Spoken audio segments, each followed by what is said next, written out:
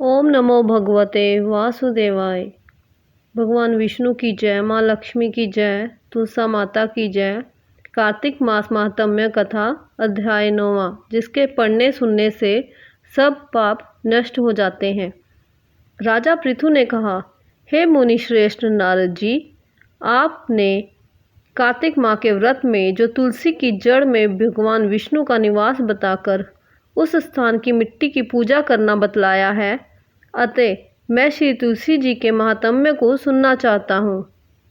तुलसी जी कहाँ और किस प्रकार उत्पन्न हुई, ये बताने की कृपा करें।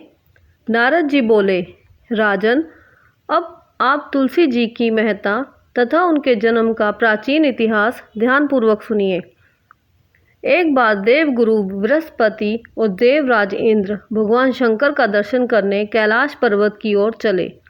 तब भगवान शंकर ने अपने भक्तों की परीक्षा लेने के लिए जटाधारी दिगंबर का रूप धारण कर उन दोनों के मार्ग में अवरोध उत्पन्न किया।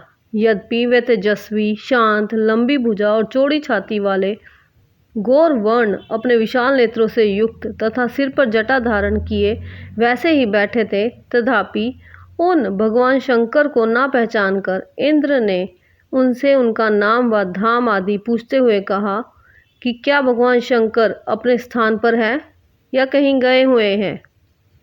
इस पर तपस्वी रूप भगवान शिव कुछ नहीं बोले। इंद्र को अपने त्रिलोकी नाथ होने का गर्व था। उसी अहंकार के प्रभाव से वह चुप किस प्रकार रह सकता था। उसने क्रोधित होते हुए उस तपस्वी को धुड़क कर कहा, अरे, मैंने तुझसे कुछ पूछा है और तू उसका उत्तर भी नहीं देता। मैं अभी तुझ पर व्रज का प्रहार करता हूँ, फिर देखता हूँ कि कौन तुझ दुर्मति की रक्षा करता है। इस प्रकार कहकर जैसे ही इंद्र ने उस जटाधारी दिगंबर को मारने के लिए हाथ में व्रज लिया, वैसे ही भगवान शिव ने वज्र सहित इंद्र का हाथ स्तंभित कर दिया और विकराल नेत्र कर उसे देखा। उस समय ऐसा प्रतीत हो रहा था कि वह दिगंबर प्रज्वलित हो उठा है और वह अपने तेज से जला देगा।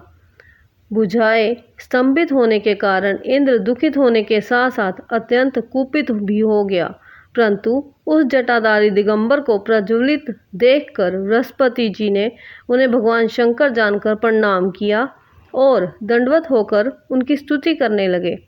बृहस्पति भगवान शंकर से कहने लगे, हे दीनानाथ, हे महादेव, आप अपने क्रोध को शांत कर लीजिए और इंद्र के इस अपराध को क्षमा कीजिए। बृहस्पति के ये वचन सुनकर भगवान शंकर ने गंभीर वाणी से कहा, मैं अपने नेत्रों से निकाले हुए क्रोध को किस प्रकार रोकूं। तब बृहस्पति ने कहा, भगवान, आप अपना भक्त वत्सल नाम सार्थक करते हुए अपने भक्तों पर दया कीजिए।